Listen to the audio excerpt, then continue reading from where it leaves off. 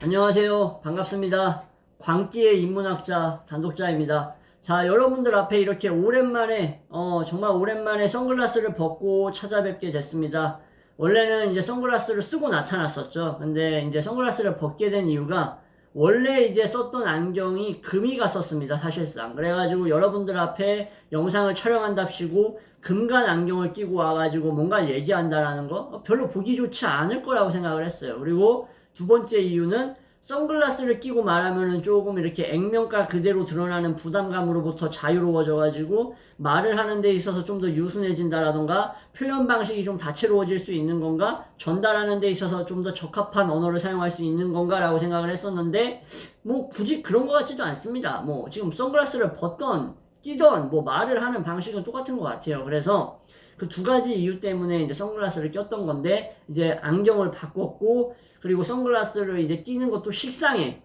식상하고 그리고 뭐 얼굴에 대해서 뭐 잘생긴 얼굴도 아니고 못생긴 축에 속하지만 컴플렉스가 있진 않아요. 그래서 그냥 이렇게 여러분들 앞에 이렇게 원래 촬영하던 대로 촬영하는 게 낫겠다 싶어서 돌아왔습니다. 자, 오늘 컨텐츠는 제가 항상 주기적으로 했었던 영상에서 책을 소개해드리는 그런 내용을 포함을 하고 있고요. 그리고 몇 가지 좀 재밌는 얘기를 좀 드리려고 합니다. 이게 좀 시사하는 바가 있을지는 모르겠지만 아무튼 책을 소개하는 부분만 보시고 싶으신 분은 그 부분으로 건너뛰시면 돼요. 보통 후반부에 설명을 하니까. 이거는 이제 앞으로 제가 말씀을 드리지 않더라고 하더라도 구독자분들이라던가 이 영상을 우연히 접하신 분들 같은 경우에는 그냥 암묵적 룰로서 암묵적인 규칙으로서 그렇게 하시면 됩니다.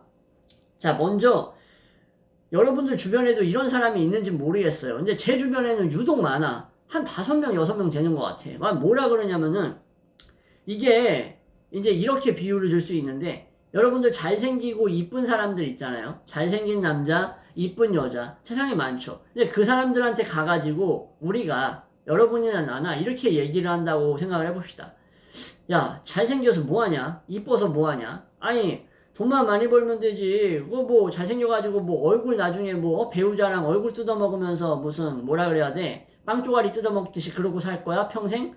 아니잖아. 어차피 뭐 얼굴 잘생겨봤자 뭐 얼마나 가겠어? 뭐 몇 달 안 가.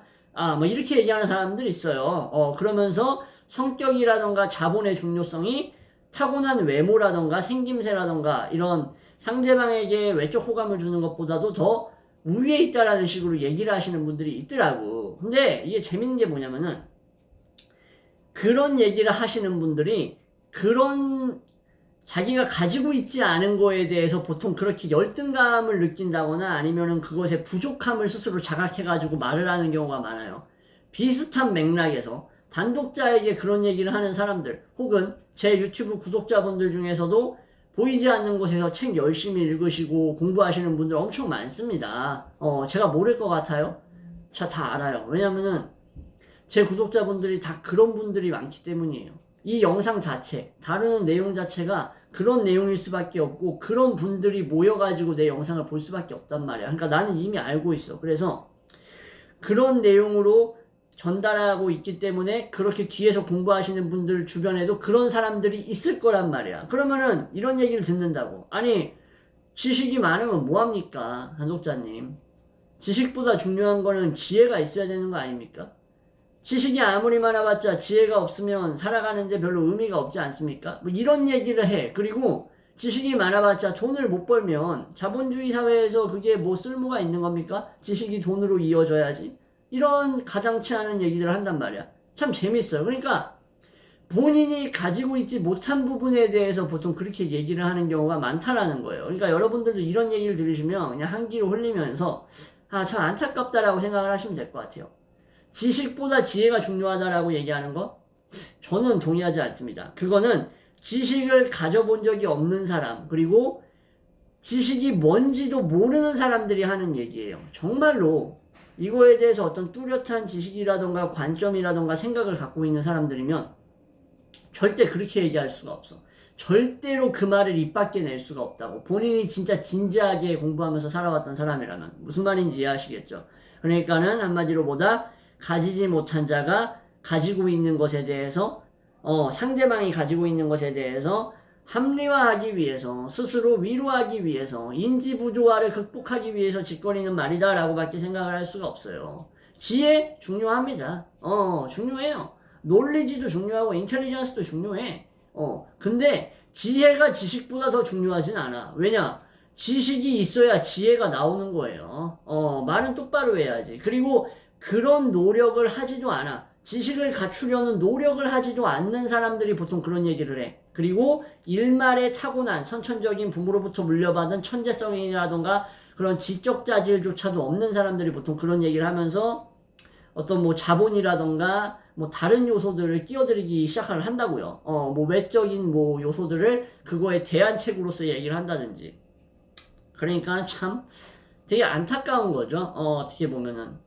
그런 얘기를 할 수 있으려면은 제가 진짜 직접적으로 이 파츠, 이 주제에 대해서 말씀드리는 거는 요걸로써 이제 마무리할 건데, 하루에 8시간 이상씩 스스로가 나는 똑똑한 사람이 되어야 된다. 난 정말 뛰어난 사람이 되고 싶다. 정말 지식을 많이 쌓고 싶다. 내가 지금보다 더 뛰어나지고 더 똑똑해지고 더 많은 지식을 쌓을 수 있다면 나는 메피스토펠레스한테 영혼이라도 팔 수 있다. 제2의 파우스트 박사가 될 수 있다라고 스스로 믿어 의심치 않고 진짜로 그렇게 할 자신이 있는 사람들, 그리고 그런 생각을 하루가 뭐다 하고 계속 생각하는 사람들, 그러면서 얼마나 더 배울 수 있을지, 무엇을 더 집어넣을 수 있을지, 역사를 배우면 미술이 배워지고 싶어지고, 미술을 배우면 또 그 당시에 또 문화를 배우고 싶어지고, 그 당시에 문화를 배우면 철학을 배우고 싶어지고, 철학을 배우면 또 그 당시에 음악이 배워지고 싶고, 배우고 싶고, 그리고 또 음악을 배우면 또 문학이 배우고 싶어지는 그런 자연스러운 흐름과 연결고리를 타려고 노력하는 사람들만이 그런 얘기를 할 수가 있어요. 그렇게 살지 않는다면 감히 단독자 앞에서 지식보다는 지혜라고 얘기할 수 없어요. 왜냐? 나와 비슷한 방식을 산다면, 그런 삶을 살아간다면 절대로 지혜를 우선시하면서 얘기를 할 수가 없다고. 그게 불가능해요. 왜?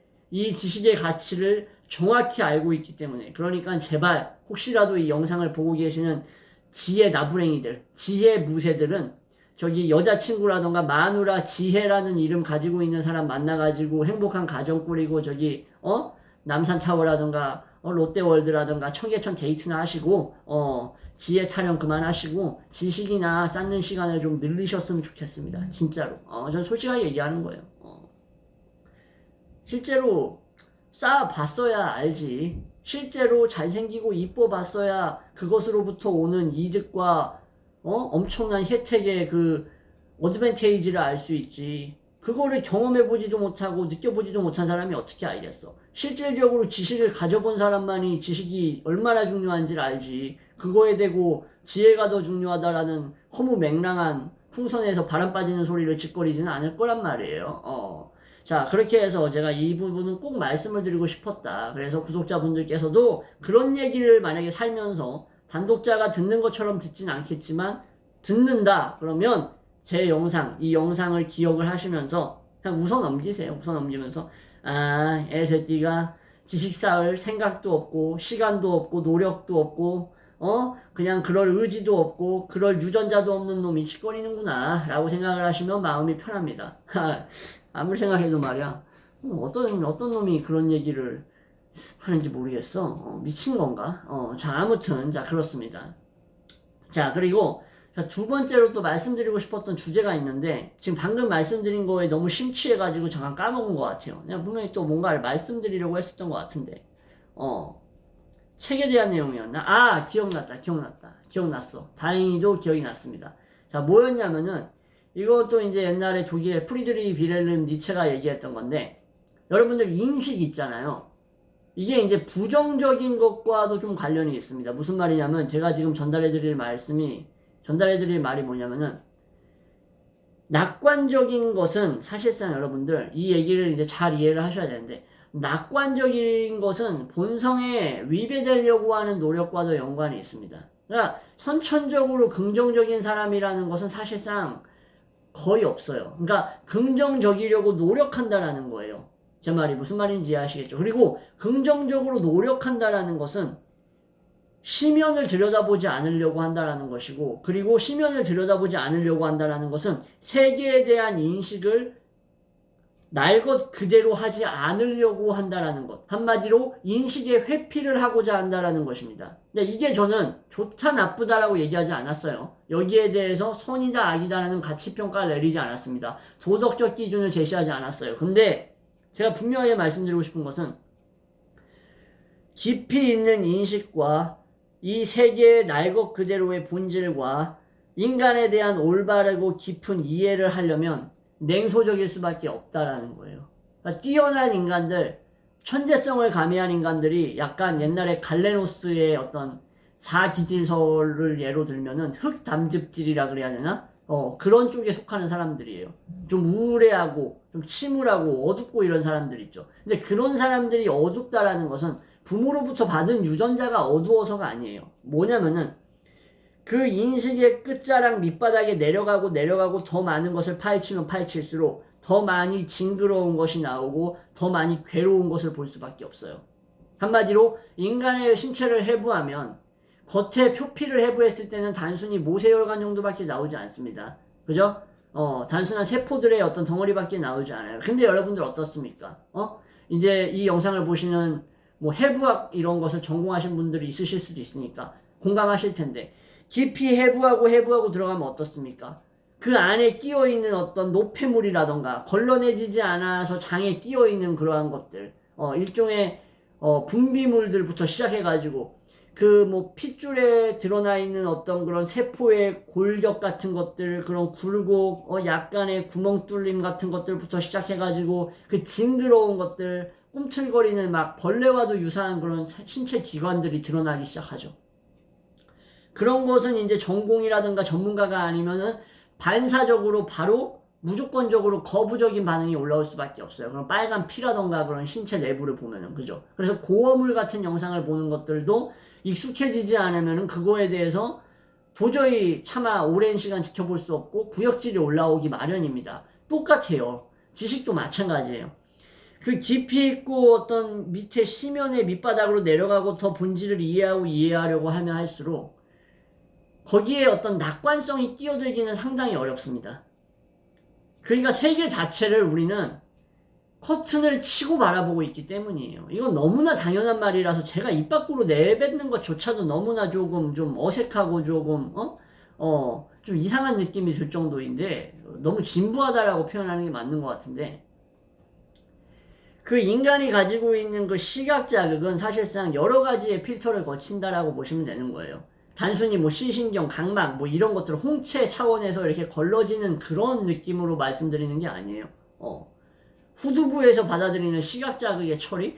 그래가지고 뭐 전전두엽으로 보내가지고 내가 받아들인 시각 자극을 어떻게 판단할지 이렇게 뭐 세러브럴 콜텍스에서 뭐 이렇게 처리한다, 프로세싱한다 그런 차원이 아니라 항상 그 색안경을 끼고 거기에 커튼을 뒤집어 씌우고 그것도 모자라가지고 거기에 또 다른 포장지를 얹고서 우리는 모든 사물을 바라보고 있다는 거예요. 여러분들이 마주하고 있는 수많은 인간, 인격체, 외부 사물, 개체 모든 것들을 포괄해가지고 말씀드리는 거예요. 그러면 제대로 된 인식을 하려면 내 주관에 의해서 씌워져 있던 그런 껍질들을 어떻게 해야 됩니까?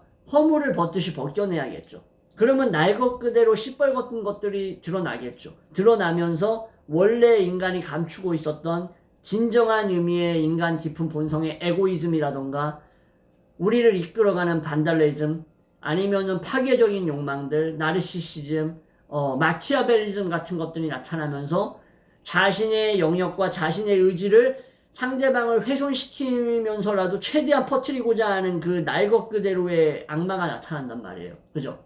그러면은 그것이 문명사회라는 틀과 법과 제도와 규율에 의해서 가려지는데 그것이 얼마나 많이 가릴 수 있는가? 한계가 있다라는 거죠. 그러니까는 인식을 더 깊게 들어가려고 노력하고 애쓰고 하면 할수록 더 많은 것을 알면 알수록 흑담즙질 마냥 그런 경향의 사람 마냥 음울해질 수밖에 없습니다.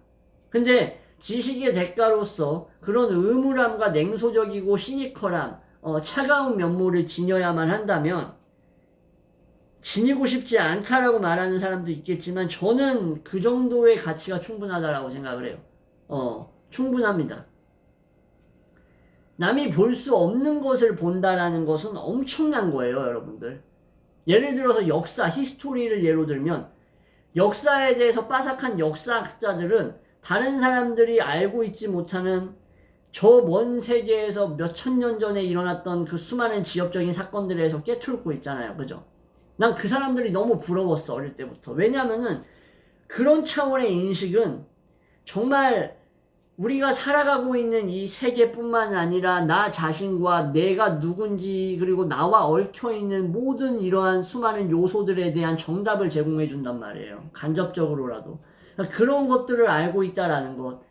단 한 번도 다른 사람이 생각해 본 적이 없는 것들을 나는 생각하려고 노력하고 매일 생각하고 있다라는 것에서 오는 어떤 지적 만족과 짜릿함은 이거는 정말 어떤 거하고도 바꿀 수가 없을 것 같아요. 진짜 건강하고도 못 바꿀 것 같습니다. 진짜로, 진짜. 말 그대로.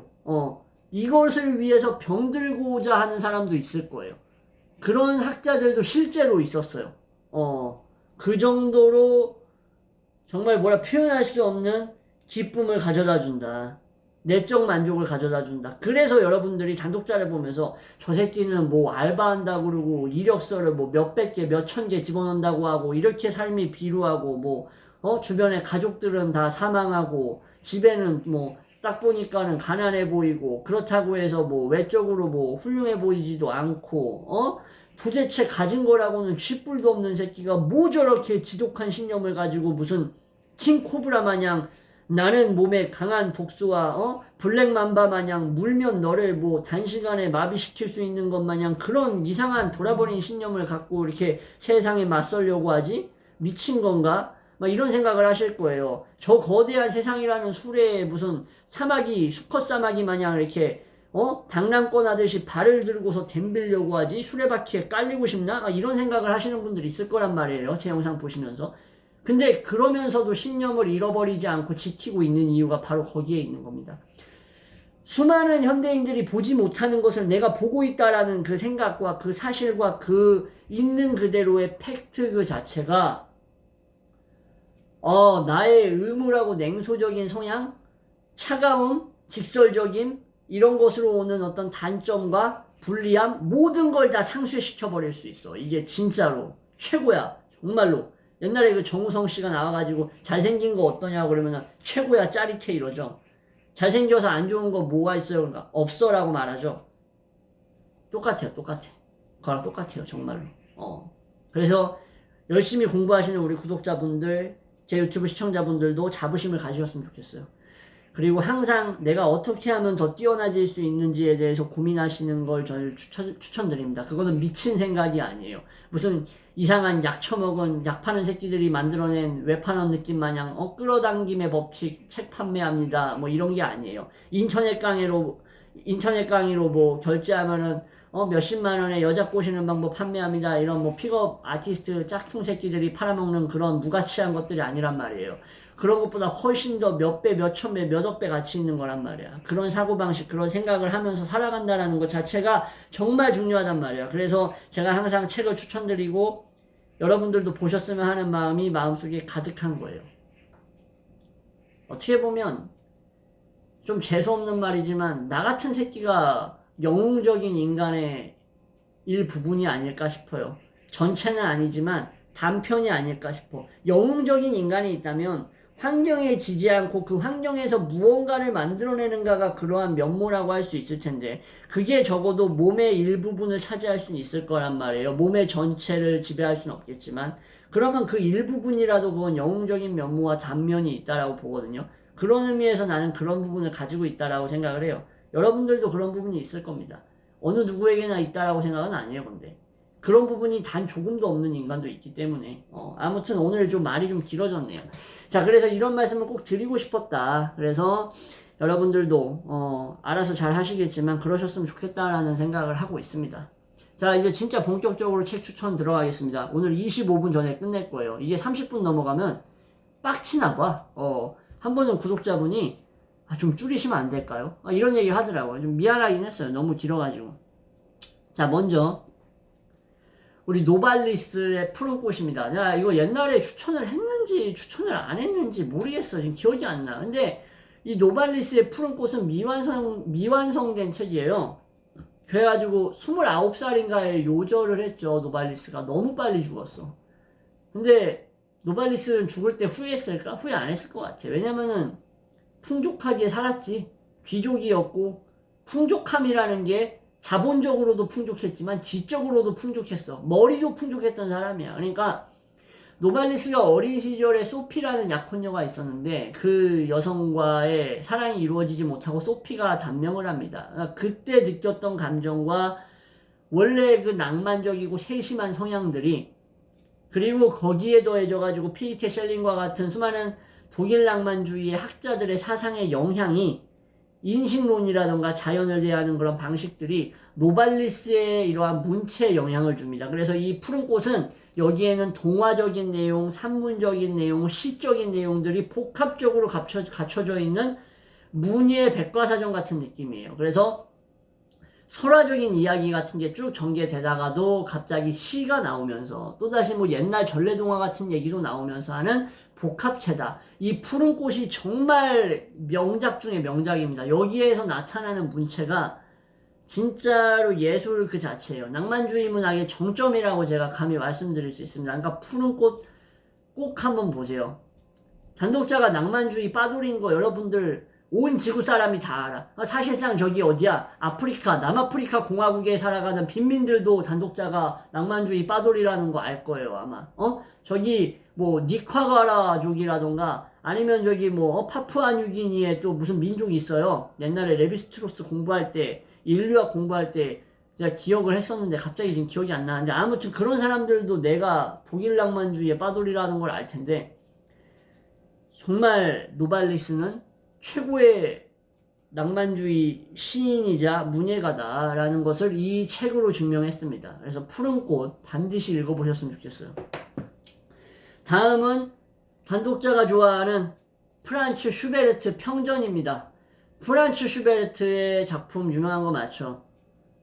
세레나데 같은 경우에도 뭐 자주 나오죠. 너무 자주 나와가지고 세레나데 같은 경우에는 뭐 예능에도 나오고 뭐 개그 프로에도 나오고 진지한 다큐에도 나오고 하는데, 세레나데 다 아실 거고, 그리고 아르페지오네 소나타, 제가 옛날에 영상에서 단독자가 제일 좋아하는 클래식이라고 추천해드렸었는데 그 아르페지오네 소나타도 슈베르트 곡이고, 겨울 나그네, 우리 또 이야기를 많이 담고 있는 약간 오페라라고 하기에는 좀 그렇지만 연작이라고 할 수 있는 겨울 나그네도 슈베르트 거고, 그리고 숭어, 슈베르트의 숭어도 또 되게 유명하죠. 그리고 슈베르트의 또 대단한 곡이 있죠. 내 손을 위한 환상곡, 네 손이 아니라 손 네 개죠. 그래가지고 이 피아노 곡인데 이것도 상당히 아름다운 슈베르트의 곡인데, 그러한 슈베르트의 곡이 어떻게 해서 쓰여질 수 있었는가? 슈베르트가 자기만의 독창적인 어떤 음악을 시도했었고, 베토벤의 어떤 영향이 가득했었던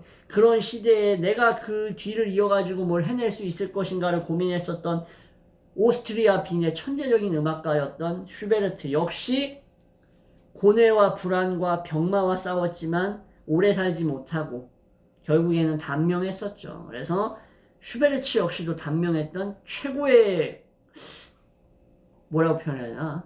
최고의 음악가라고 표현해야 되나? 작곡가라고 표현해야겠네요. 그래서 슈베르트 평전도 우리 슈베르트라는 삶에 대해서 이해하는 데 있어서 아주 도움이 많이 될 겁니다. 그래서 이거 같은 경우에는 이제 한스 요아임, 뭐야 그래야 돼? 하인리히센? 이름이 헷갈리네 갑자기. 맞나? 한스 요아임 힌리히센이네요. 힌리히센. 이름이 어렵네. 이분이 이제 쓴 책인데 슈베르트 평전 추천드립니다. 자, 그리고 마지막 대망의 오늘의 이 피날레를 장식할 최고의 책이라고 할 수 있는 이 거대한 책. 와, 이거 언제 나왔냐? 이거 7월 2일에 나왔습니다. 따끈따끈한 책인데, 배틀 맵 바이 맵, 지도로 보는 전쟁사. 우리 또 남자라고 하면은 남성성 완전히 개박살난 사람 아니면은 전쟁을 싫어할 수는 없습니다. 그러니까 전쟁 자체를 싫어할 수는 있겠지만 전쟁사라던가 이런 뭐 밀리터리적인 걸 안 좋아할 수가 없어. 맨정신이면. 지도로 보는 전쟁사 이 책은 어마어마하게 커요, 책이. 그리고 이렇게 그 당시에 일어났던 전쟁을 지도로 이렇게 보여줍니다. 그래서 이게 어디야? 이소스 전투구나. 그 알렉산더 대왕이 저기 어디야? 페르시아 지역에 쳐들어가가지고 페르시아 지역의 패권을 본인에게로 되돌려오던 전투죠. 이소스 전투. 아주 유명한 전투입니다. 이 전투 다음에 가우가멜라 전투에서 331년에 페르시아의 왕이 될 수 있는 자격을 얻죠. 그 전에 이 이소스 전투 흐름을 완전히 그리스하고 마케도니아 이 연합군 알렉산드로스 군대의 흐름을 완전히 되돌릴 수 있는 결정적인 전환점, 변곡점을 만들었던 전투인데 이 이소스 전투에 대해서 나와 있죠. 와 해가지고 당시에 이제 다리우스의 군대 그리고 이 그리스 코플리체스 용병들 보병이죠. 코플리체스가 사실상 그리고 여기에 이제 알렉산드로스 대왕의 에마라고 할 수 있는 기병대였던 헤파이토이 그리고 하이파피스트라고 할 수 있는 방패병사들이 이제 진열을 쳐가지고 어떻게 다리우스의 옆구리를 공격을 했는가 막 이런 게 나와 있습니다. 그리고 전개가 어떻게 됐는가? 포진 기원전 333년 11월 해가지고 뭐 양측 군대가 뭐 어디에 진포 포진에 있었는데 방어 태세를 갖추고 호위를 했는데 뭐 어떻게 싸웠다.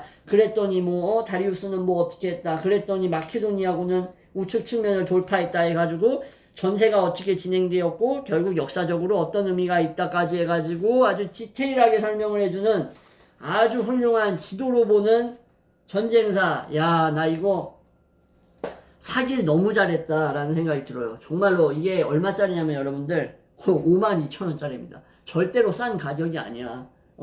책치고는 엄청 비싼 거야. 근데 이 DK북스에서 나온 신작입니다. DK북스 여러분들 아시죠? 이런 일러스트라던가 지도라던가 일러스트레이션으로 된 보기 쉽고 이런 책들 도감 형식의 백과사전 책들을 많이 내놓죠. 그 DK북스에서 만든 야심작 지도로 보는 전쟁사 꼭 한번 보세요. 이거 정말로 저는 이거는 돈 주고 사서 쟁여놓고 생각날 때마다 볼만한 가치가 있습니다.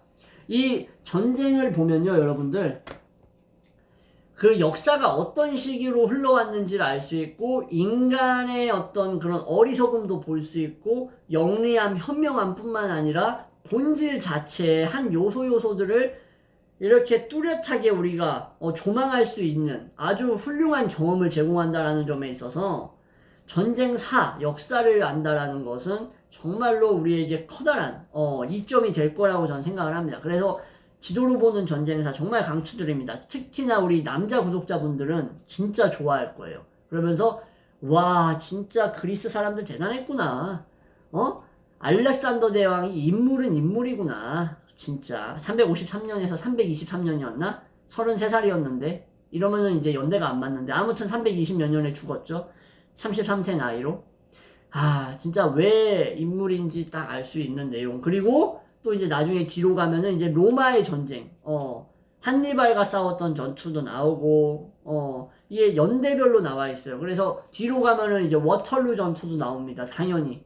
폼 브리어, 우리 프로이센의 우리 남작이, 우리 웰링턴 공작을 도우면서 나폴레옹의 옆구리를 치면서 나폴레옹이 워털루에서, 야, 내가 시발 웰링턴이랑만 맞다이 깠으면은 이겼는데, 브리어 남작이 여기에 참전을 한단 말이야 이러면서 오열하면서 결국 씁쓸함을 삼키며 패퇴하죠. 그죠?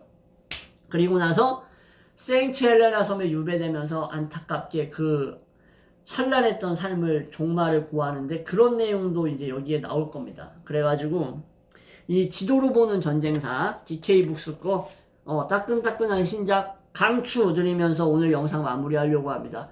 단독자는 다시 한번 말씀드리지만 인문학에 대한 거 다 다룹니다. 물리 뭐 이런 거는 인문학에 속하지가 않고 좀 제가 모르는 부분이죠 사실상.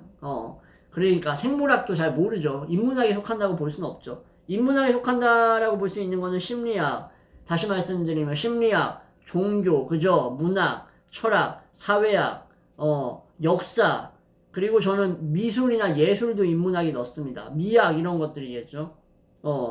이런 것들을 포괄적으로 알고자 하는 이 단독자의 그 가슴속의 열망이 나는 진짜 메피스토펠레스한테 진짜 영혼 팔고 싶어요 진짜. 그리고 지금의 한 몇 배는 더 똑똑해지고 싶어. 인간성을 상실하더라도 나는 똑똑해지고 싶은 사람이야. 누가 보면은 무슨 뭐 초졸인 줄 알겠어요. 그죠? 어릴 적에 무슨 뭐 못 배워가지고 뭐 걸신 들린 사람인 줄 알겠어. 근데 그 정도로 진짜 갈망이 너무 큽니다.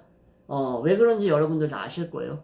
자, 아무튼 자, 이렇게 해서 영상 마무리하도록 하겠습니다. 지금까지 시청해주셔서 감사합니다.